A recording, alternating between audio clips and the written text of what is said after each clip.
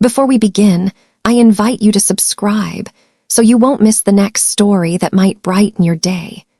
The chandelier shattered above her head as Damien slammed his fist on the polished boardroom table, his voice echoing through the glass walls. "You don't belong here, Alina. You're nothing but a janitor who stumbled into my world." The cameras were rolling, the reporters leaning forward, hungry for blood. For a heartbeat, the entire room froze, every eye fixed on her. Alina stood motionless, her hands trembling at her sides, but her gaze steady, unbroken. She reached into her worn leather bag and pulled out a faded employee badge, the corners cracked with time. Her voice, calm but razor-sharp, cut through the chaos. "This badge may look worthless to you," she said, lifting it high, "but it carries the patents, the codes, and the truth you've stolen for years. And today, the world will finally hear my story." The silence that followed was electric, sharp, alive, charged with the weight of a woman no longer willing to be dismissed. In that instant, everyone in the room realized the same thing. Alina Marquez wasn't just fighting for herself. She was about to change everything. The ballroom of the Astoria Grand Hotel glowed with chandeliers that dripped light like melted gold. A $1,000 bottle of champagne had just been popped at the corner table, and waiters in white gloves floated past carrying silver trays. It was one of those charity galas where the elite came not so much to give but to be seen giving. At the far side of the room, standing near the service entrance, was Alina Marquez. Her dress was plain navy blue, borrowed from a neighbor, and her shoes had a scuff on the side she had tried to buff out with nail polish. She clutched a tray of glasses, not because she was staff, but because a careless usher had shoved it at her when she entered, assuming she worked there. "Alina, is that you?" A sharp female voice sliced through the noise. It belonged to Vivian Hartwell, daughter of a powerful senator and notorious for her acid tongue. She eyed Alina from head to toe, lips curving into a smile that wasn't a smile at all. "Oh, I didn't realize they were letting the help mingle tonight. Or are you auditioning for a role? Cocktail waitress, perhaps." A ripple of laughter moved through the women clustered around Vivian. Alina felt the sting but didn't flinch. She lowered the tray carefully onto a passing waiter's cart, then straightened her back. "I'm here as a guest," Alina said evenly, her voice soft but steady. Vivian scoffed. "A guest at the Astoria Grand? My dear, that's adorable." Just then the crowd shifted, parting like the Red Sea. The air thickened, voices lowered. Damien Cole had entered, the billionaire CEO whose name was on every headline that month. He walked with the calm certainty of a man who knew he owned the room. His tailored black suit hugged his frame. His dark eyes scanned the hall with disinterest until they landed on the small commotion near the service doors. "What's happening here?" Damien's voice cut sharp, colder than the champagne chilling on ice. Vivian immediately brightened, tugging at her diamond bracelet as though it were proof of her place in his world. "Just a misunderstanding, Damien. This young woman wandered in where she doesn't belong. I was helping her find the exit." Alina's chest tightened, but she said nothing. Years of surviving on little had taught her the power of silence. Damien's gaze flicked to her, scanning quickly. "Your name?" he asked. "Alina Marquez," she answered, refusing to lower her eyes. Vivian leaned in with mock sweetness. "She probably snuck in hoping to rub shoulders with someone important. You'd be amazed at the things people will do for attention." For a moment, Damien seemed ready to wave Alina away, until she tilted her head slightly, eyes catching a chart projected on the stage screen. The numbers scrolled and she frowned. "That projection is wrong," she murmured before she could stop herself. Damien's eyes narrowed. "Excuse me." Alina pointed toward the chart. The quarterly growth curve. Whoever prepared it added a 0 in the wrong place. It makes the profits look 10 times higher than they really are. If the investors see it, they'll notice in seconds it's an amateur mistake. The crowd blinked. Vivian laughed again. "She's making things up, Damien. Honestly, this is embarrassing." But Damien had already turned to his CFO across the room. "Check it," he ordered. The man scrambled to his phone, tapped furiously, then blanched. He nodded quickly, sweat gathering at his temple.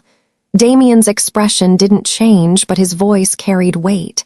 "Fix it, now." Gasps rose. The humiliation that was meant for Alina suddenly turned on Vivian, who looked stunned.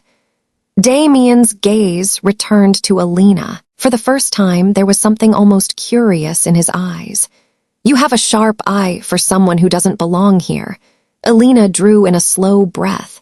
"I never said I didn't belong." For a heartbeat, it felt like the room held its breath.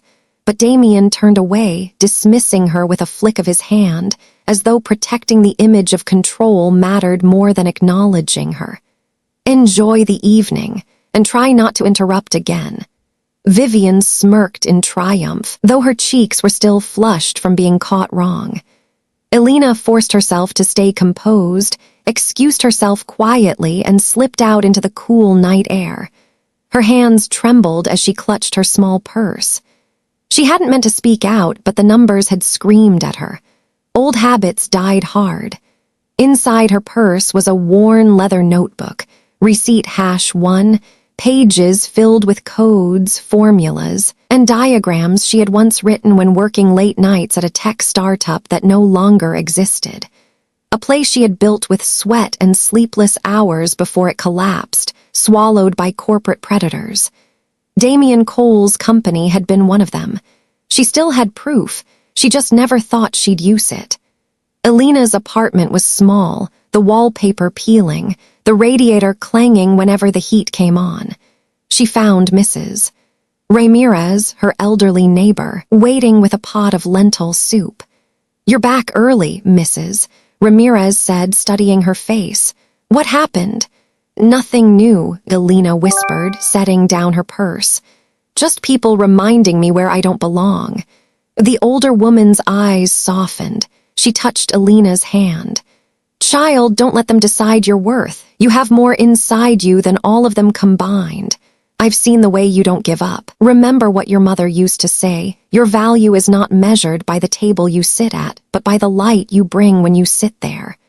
Alina's throat tightened. She nodded, blinking back tears. Later that night, she sat at her tiny desk, flipping open the notebook. The diagrams stared back like old friends daring her to rise again. Her phone buzzed, an unknown number. "Miss Marquez," a clipped female voice. "This is the executive office of Cole Industries. Mr. Cole would like to extend an invitation to a private networking event tomorrow evening. Attendance is limited. Dress code, formal." Alina froze, her pulse hammering. Why him? Why now? The voice added, "Your presence was specifically requested." Her mind raced. Was it a trap? Or was this the beginning of something she had been waiting for without even realizing it? She closed the notebook slowly, her hand trembling on the cover. Somewhere deep inside, a spark lit up. For years she had hidden surviving. Maybe this was her chance to step back into the arena, even if it meant walking into the lion's den. The call ended, and Alina sat in the dim light of her shabby apartment, soup untouched, notebook on her lap. Outside, the city pulsed with possibilities. Inside, her heart beat with fear and defiance. The invitation lay heavy in her hands like a key to a door she wasn't sure she wanted to open. "Do I dare?" she whispered to herself. Her phone buzzed again, screen glowing with the event details. She stared, breathless. Would she go? Would she face them all again? Alina barely slept that night. Every time she closed her eyes, she saw Vivian's smirk and Damien Cole's unreadable stare. By dawn, her decision was made. She would go to the event. Fear sat heavy in her chest, but so did something else, the stubborn fire she thought had died long ago. Her problem was obvious. She had nothing to wear. The invitation had been clear, formal attire, the kind of dress that cost more than her monthly rent. Alina stared at her small closet, a handful of thrift store blouses. jeans frayed at the knees, a navy dress borrowed for the gala, which she could never risk wearing again. Mrs. Ramirez appeared at her door with her morning cafecito, as she always did. "You look like someone about to face the devil himself," the older woman teased, handing her the steaming cup. Alina laughed weakly. "Close enough." When Alina explained about the invitation, Mrs. Ramirez clapped her hands. "Wait here." 10 minutes later, she returned with a garment bag. "This belonged to my daughter. She passed last year, but she always believed clothing should never sit in closets when it could give someone strength. Try it." Inside was a sleek emerald green gown, simple but elegant, the kind that spoke softly rather than screamed. It fit Alina like it had been tailored for her. Tears stung her eyes. "I don't know how to thank you." "You thank me by walking into that room with your head high," Mrs. Ramirez said firmly. That afternoon, Alina took the subway downtown to meet her friend Marcus, a law student who worked part-time at a cafe. He had once taken etiquette classes while interning at a law firm. Over coffee, he gave her a crash course. "Don't hold your fork like a shovel," Marcus instructed, demonstrating. "And remember, small talk is currency in those rooms. They'll ask about your background just to measure you. And when they find out I grew up in a 2-bedroom apartment above a mechanic's shop?" she asked. Marcus leaned forward, eyes serious. "Then you smile, because people who claw their way from the bottom know truths the rich will never understand. Don't ever act ashamed of that." By evening, Alina stood at the entrance of the coal industry's private networking event. The venue was a glass tower downtown, the skyline glittering behind it. A line of luxury cars pulled up as valets whisked away keys. Alina stepped out of the cab she had saved for all week, clutching a small borrowed clutch bag. Inside, chandeliers refracted light over marble floors. Waiters passed hors d'oeuvres no one touched. Groups of executives clustered, laughter sharp as knives. Vivian Hartwell was there, draped in red silk, eyes narrowing when she spotted Alina. Well, the charity girl found her way back. Did they need someone to refill the glasses again?" Before Alina could answer, Damian Cole appeared at her side. He looked impossibly polished. Black suit, cufflinks that caught the light, a watch worth more than Alina's entire street. His expression gave nothing away. "Miss Marquez said, you came." "She always comes where she isn't invited," Vivian quipped. Damian silenced her with a glance so sharp even Vivian faltered. Then he turned back to Alina. "Walk with me."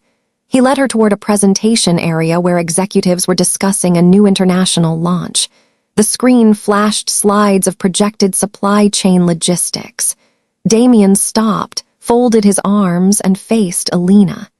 "Since you were so eager to correct me last night," he said coolly, "why don't you take a look at this plan, tell me what's wrong with it?" Heads turned, murmurs spread. Vivian smirked from the sidelines, expecting Alina to stumble. Alina's stomach nodded, but she forced herself to focus on the charts.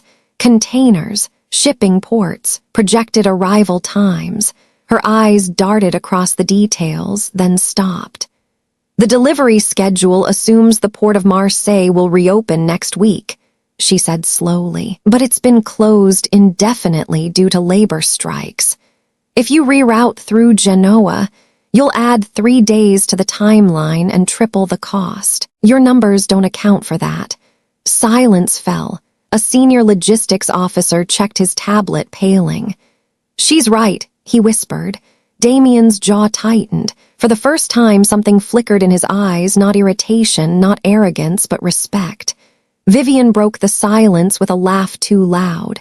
"So she reads the news. Bravo. Next she'll be predicting the stock market." The crowd chuckled, and Alina felt the sting again, but before she could respond, a voice rose from the back. "Remarkable." Everyone turned. An older gentleman with silver hair and a walking cane approached. He was Robert Langford, a retired investor whose opinions still shaped markets. Alina recognized him instantly. She had read about him for years. I once knew a young analyst, Robert said, studying Alina, who spotted supply chain flaws before anyone else. Saved me millions. You remind me of her. Heat rushed to Alina's face. She whispered, "Thank you, sir." Damien's gaze sharpened as though the words had planted a question he couldn't yet answer. The evening should have ended there, but Vivian wasn't done. As Alina moved through the crowd, Vivian cornered a group of reporters, whispering just loud enough to be overheard. "She's not who she says she is," Vivian hissed. "She used to scrub offices. Look it up. There are pictures." Minutes later, Alina's phone buzzed. A notification. Someone had posted a photo online, her in a janitor's uniform 2 years ago, pushing a mop bucket. The caption read, "From cleaning floors to crashing parties." Laughter emojis filled the comments. Alina's hands shook. The humiliation burned. But then she noticed something. Vivian had slipped up. The photo had a timestamp and watermark from a security feed only accessible to coal industries staff. That was her receipt hash too. Proof the smear came from inside. She didn't show it yet. Timing mattered. She would keep it in her pocket like a blade waiting to be drawn. As the event wound down, Damien found her again near the balcony overlooking the city. The skyline burned with lights, the wind tugged at her hair. "You saw through a plan that cost us millions to draft," he said, voice low. "You were humiliated publicly and didn't crumble. And you noticed details most trained executives missed. I don't know where you learned all this, Miss Marquez, but I want to find out." She said nothing, only met his gaze. He leaned closer, his tone shifting. "I have a project coming up, one that cannot fail. If it succeeds, we dominate a new market. If it fails, it destroys us. I want you on it." Alina's breath caught. Was he serious? Damien's eyes didn't waver. "This is not charity. This is a test, and if you accept, you either rise or you burn." The city lights reflected in his eyes like fire. Alina stood frozen, the noise of the city rushing in her ears. An offer that could change everything or end her before she began. Her fingers tightened on the clutch bag where her hidden evidence lay. She thought of Mrs. Ramirez's words, Marcus's advice, Robert Langford's approving nod. Was this madness or destiny knocking on her door? Damien's voice lingered in her mind, one that cannot fail. Her answer would decide everything. The following evening, the city buzzed with anticipation for one of the year's most exclusive events, a charity auction at the Metropolitan Hall of Art and Finance, where industry leaders mingled with celebrities under the guise of philanthropy. But everyone knew the truth.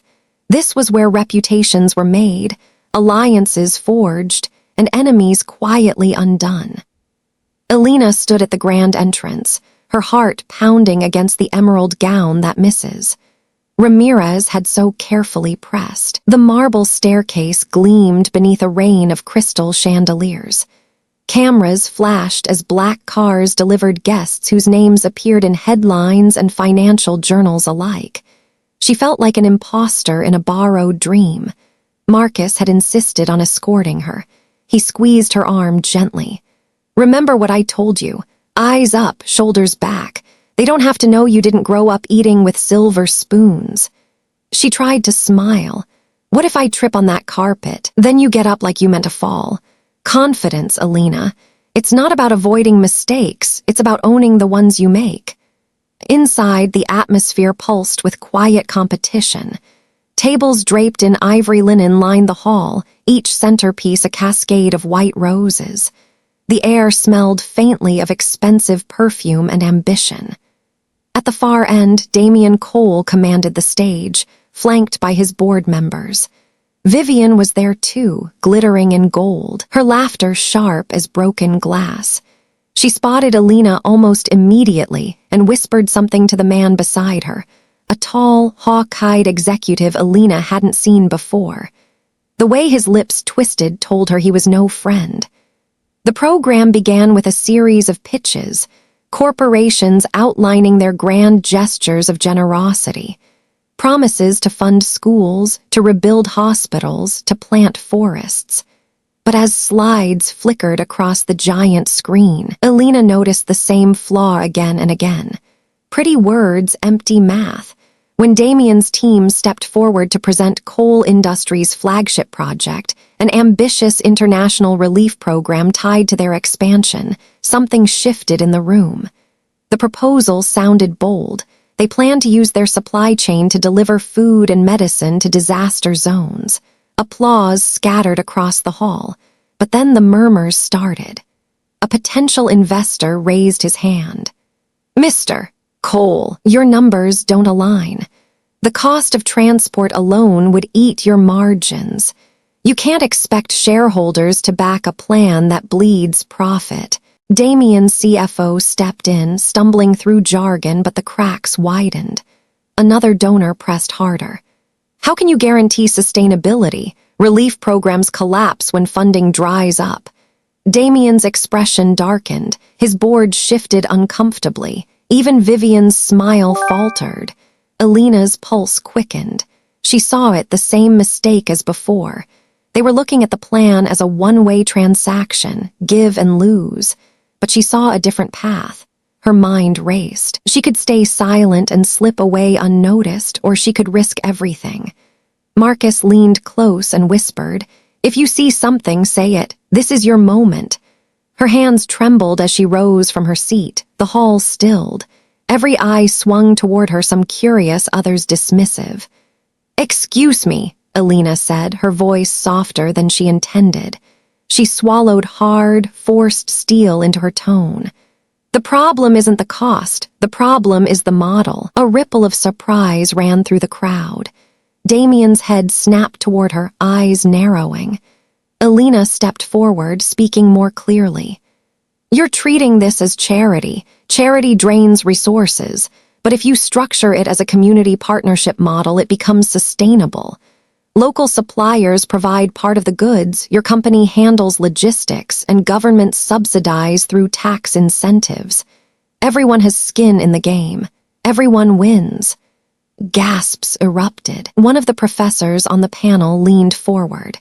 "That's actually brilliant. It's a triple-win scenario. Why hasn't anyone suggested this before?" Vivian's laughter cut through the air. "Oh, please. Are we really taking economic advice from someone who probably Googled this last night?" But before Damien could intervene, Robert Langford, the respected investor Alina had met at the previous event, rose slowly from his chair. His cane clicked against the marble as he crossed the floor. "Not Google," Robert said, his voice carrying the weight of decades. He pointed at Alina. "That is the reasoning of someone who understands systems, not slogans, and she's correct. I ran similar models in the 80s. They worked until greed ruined them. If she says this could revive the idea, I'd stake my reputation on her judgment." The hall fell into stunned silence. Alina's cheeks burned. She hadn't expected such defense. She quickly added, "I'm not saying it will be easy. But if you claim to serve the world, you can't do it halfway. The numbers have to serve the people, not just the shareholders." Her words landed like arrows. For a moment, the glittering elite sat speechless. Then applause started, tentative at first, then swelling until it echoed off the vaulted ceiling. Damien watched her, unreadable, though something in his gaze softened. His hand curled loosely at his side, as if holding back a memory. Later she would learn it reminded him of his late mother, who had once spoken of business with the same quiet conviction. For now, he gave nothing away. The victory, however, was not without consequence. Vivian leaned toward the hawk-eyed executive beside her. Alina caught the flicker of their lips moving. The man nodded. A chill ran down her spine. She had the sinking sense that Vivian wasn't fighting alone. As the applause faded, Alina returned to her seat. Marcus whispered, "You just turned the room upside down. Do you realize what you did?" Alina shook her head, still dazed. "You showed them you belong here," he said simply.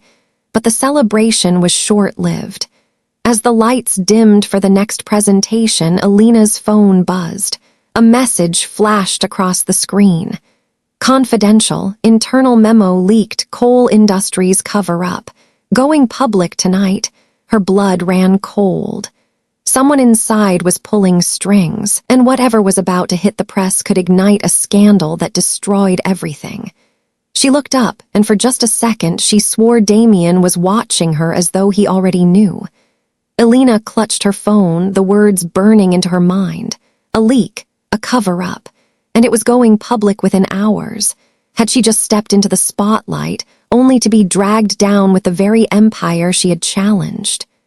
Her chest tightened as she whispered to herself, "What have I walked into?" The next morning, the city woke up buzzing with headlines.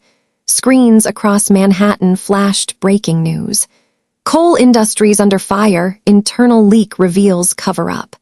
The story spread like wildfire, fanned by gossip blogs and financial outlets alike. Words like fraud, manipulation, and betrayal filled the feeds. Hashtags trended. #coal collapse, #corporate lies. By noon, Damien Cole was forced into damage control. A press conference had been called at Coal Industries headquarters.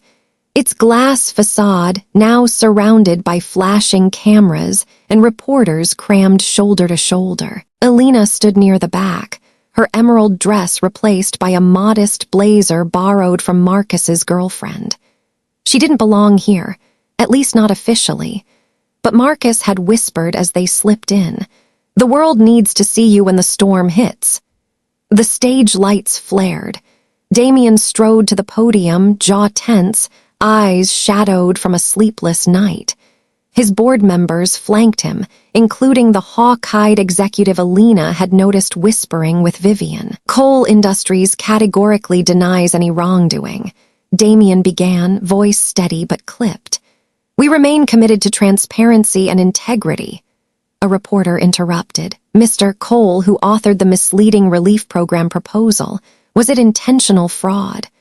Another shouted, "Is it true an unqualified outsider, Alina Marquez, was involved? Sources claim she fabricated her credentials." Gasps rippled through the room. Cameras swung toward Alina, who froze like prey caught in headlights. Vivian smirked near the front, her voice loud enough for microphones to catch. "She's nothing but a cleaning girl who stumbled into our world. Don't be fooled by her act. She's here to make a fool of all of us." The crowd erupted with whispers. Reporters scribbled furiously. Phones buzzed as the narrative shifted against Alina, outsider, liar, fraud. Her chest constricted, but she clenched her fists. This was exactly the trap Vivian had laid. She felt the worn edge of her notebook in her purse, the place where she kept her truths. Alina took a breath and stepped forward. Her voice rang out, trembling at first but growing steadier. "That's a lie." The cameras swung back, reporters surged toward her. Damien's eyes widened in surprise, but he didn't stop her. "I was accused of fabricating credentials," she said, lifting her chin. "But the truth is simpler. 2 years ago, yes, I worked as a janitor. I scrubbed floors to survive. I don't hide that. What I do hide." She reached into her purse, pulling out a faded employee badge with the logo of a defunct tech startup. Receipt #3. "Is that before that, I was an analyst at Horizon Dynamics. I built the very algorithms that Coal Industries now uses. Algorithms that were quietly purchased when my company was dismantled. My name is on those patents. I have the records." She held the badge high, her voice strong now. "So if working hard to stay alive makes me unworthy in your eyes, then maybe you're the ones who don't belong here, not me." The room exploded. Reporters shouted questions, flashes lit up like fireworks. Hashtags shifted within minutes. #Alina speaks, #truth wins, #respect the struggle. Sympathy flooded in. Vivian's face turned pale, then red, then mask-like. She muttered furiously to the hawk-eyed executive beside her, but it was too late. The internet had already chosen its heroine. Damien stepped forward, his voice cutting through the chaos. "Enough!" The room quieted. He looked at Alina, then at the cameras. His tone softened. Miss Marquez is right. She's owed an apology. From me, from this company, from anyone who doubted her. He turned fully toward the crowd. I misjudged her. I let others paint her as less than she is. That ends now. For a moment, the world seemed to tilt. The billionaire CEO had chosen a side, hers. Applause burst from the reporters, unexpected and unorthodox, but unstoppable. Alina's chest loosened for the first time in days. Yet victory carried its shadow. That evening, as she returned to her apartment, her joy crumbled. The landlord was waiting at her door, papers in hand. Rent's 3 months behind. I can't keep covering for you. The bank's taking the building. Inside, Mrs. Ramirez sat weakly at the kitchen table, her breathing shallow. She'd collapsed earlier that afternoon. The ambulance bill lay unpaid on the counter. Alina's knees buckled. Not tonight, she whispered, clutching the back of a chair for support. Please, not tonight. The phone buzzed in her hand. A new message glowed on the screen. Confidential, special board meeting scheduled. Topic, merger offer, control of coal industries at stake. And beneath it, a line that made her blood run cold. The man leading the deal is Damien Cole's most trusted confidant. Her hand shook. Trust, what little there was about to be shattered. The room spun as Alina sank into the chair beside Mrs. Ramirez, tears stinging her eyes. Outside, the city pulsed, unaware that her private world was collapsing while a corporate war brewed overhead. A secret betrayal, a power grab, and her name tangled in both. She whispered to herself, almost like a vow, if they think I'll break, they don't know me at all. The boardroom of coal industries had never been this tense. The mahogany table gleamed under the sterile white light, and around it sat the people who would decide the company's fate. A merger offer was on the table, an offer that, if approved, would strip Damien Cole of his power and effectively erase his legacy. Alina sat in the far corner, officially only an observer, but she felt the eyes of the entire room shifting toward her every few seconds. Her palms were cold, her throat tight. She reminded herself of Marcus's words that morning. Speak when the truth is clear, not before. Timing is everything. Damien entered, face pale but jaw set. He looked like a man walking into a duel he already knew he might lose. His so-called allies were scattered across the table, whispering in small clusters. Vivian sat near the center, smirking like she already owned the company. Then the twist came. The hawk-eyed executive Alina had noticed before, Charles Donovan, Damien's right-hand man for over a decade, cleared his throat. He stood, buttoning his suit jacket with the smoothness of a man who'd rehearsed this moment. Ladies and gentlemen, Charles said, his voice steady. The time has come for coal industries to embrace its future. Under Damien's leadership, we've seen brilliance, yes, but also recklessness. This leak, this scandal, has cost us dearly. For the sake of shareholders and employees alike, I recommend we vote to remove Damien Cole as CEO. Damien's eyes flashed with something between disbelief and pain. Charles, you! Charles didn't flinch. I carried you for years, but you've lost your edge. It's time for new leadership. Vivian leaned forward, seizing her chance. I second the motion. We can't let a man blinded by distractions. Her eyes slid toward Alina, drag this company further into chaos. Gasps filled the room. Damien's world was crumbling in real time. Alina's heart pounded. This was it, the coup. She could stay quiet and let them devour each other, or she could act. She rose slowly. You're wrong. The room went silent. All eyes turned toward her. Vivian sneered. And who invited the outsider to comment? Alina held up a small flash drive. Receipt #4. This is the audit trail of the leak. It didn't come from Damien. It came from Charles Donovan's office. The man who's standing here pretending to save this company is the one who almost destroyed it. Charles's composure cracked. "That's absurd, fabricated." Alina stepped closer, voice calm but firm. "It's time-stamped, encrypted, and already mirrored to independent servers. You can't erase it. The truth is out." Reporters outside the glass doors were already pressing forward, cameras raised, catching every flicker of fear on Charles's face. Alina didn't gloat. She didn't sneer. She simply added, "This company doesn't need another predator at the helm. It needs leaders who can think beyond profits, leaders who remember their employees, their families, the communities depending on them." The room shifted, heads nodded, whispers grew. Damien stood, shoulders heavy. His voice cracked, not with anger but humility. "She's right. I failed.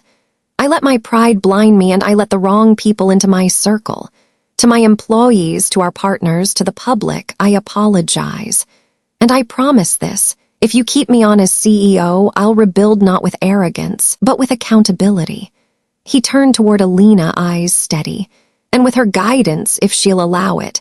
The board erupted. Some argued, others applauded, but the tide was turning. Vivian slammed her folder shut, muttering, "This isn't over." But her voice lacked its usual venom. Charles tried to protest, but the evidence was already flashing on the big screen. Alina's audit trail showing his fingerprints all over the leak, his face drained of color. "You'll regret this," he hissed before security quietly approached. By the time the meeting ended, the vote was clear. Damien would stay. Charles would face investigation. Vivian's influence had withered under the weight of exposure. Outside, cameras swarmed. The narrative had flipped overnight. "Alina saves coal" trended worldwide. Articles praised her courage, her intelligence, her refusal to stoop to vengeance. For the first time, the world saw her not as an intruder, but as a visionary. And then she did something no one expected. She stood before the microphones and announced, "I'm proposing a new initiative, the Horizon Project. It will provide training, healthcare access, and financial literacy programs for single mothers, immigrant workers, and overlooked communities. If corporations claim to shape the future, then let's make sure the future includes everyone." The crowd roared with approval. Employees watching from the headquarters windows wept and cheered. For once, hope outweighed fear. That night, alone in her apartment, Alina held the worn notebook on her lap. The applause still echoed in her ears, but so did her mother's voice, a memory that flickered like a candle. "You see patterns others don't, Alina. Never hide that gift. It's your inheritance." She traced the faded ink with her fingers, the promise she'd made long ago pressing against her chest like a heartbeat. But before she could sink into that thought, her phone buzzed. A message. Anonymous. "Final evidence recovered. This will clear your name completely and prove where your gift comes from. Meet tomorrow." Alina's breath caught. She wasn't done yet. She whispered into the quiet room, eyes burning with determination. "This ends with the truth, all of it." Under the soft morning light, Alina sat in a quiet cafe tucked in the corner of the city, waiting for the person who had sent her that mysterious message. Her hands shook slightly around the warm cup of coffee, her heart pounding with equal parts dread and hope. When the door opened, an older man in a gray suit stepped inside, his glasses slipping low on his nose but his eyes sharp with recognition. "You look just like her," he said gently, sliding into the seat across from her. "Your mother, I was her mentor. My name is Dr. Samuel Reyes." Alina's breath caught. Before she could speak, he placed a worn folder on the table. "She asked me to give you this if you ever found yourself at a crossroads." Inside was a letter, her mother's handwriting curling across the yellowed page. "My dearest Alina, if you are reading this, it means you've reached the moment I always knew would come. You were born with a gift, the ability to see what others overlook. It is your inheritance, passed from your grandfather who built machines out of scraps, and from me who believed knowledge should serve people, not power. Justice is not revenge. Justice is truth, and truth bound with kindness builds futures. Promise me you will lead with that." Alina pressed the letter to her chest, tears stinging her eyes. "I kept my promise, Mama," she whispered, "and I'll keep it until the end." 2 weeks later, she stood on the stage of the very hall where she had once been ridiculed and dismissed. The chandeliers glistened above her, the marble beneath her feet gleamed, but this time she wasn't an outsider hiding at the edge of the crowd. She was the reason the hall was full, the reason the cameras were rolling. Damian Cole stood beside her, no longer the untouchable titan, but a man who had learned humility through fire. He spoke first. His voice carried the weight of contrition. "This company nearly collapsed because of arrogance, mine most of all. But one woman showed us that integrity isn't weakness. It is the only way forward. Today, Cole Industries will not just chase profits.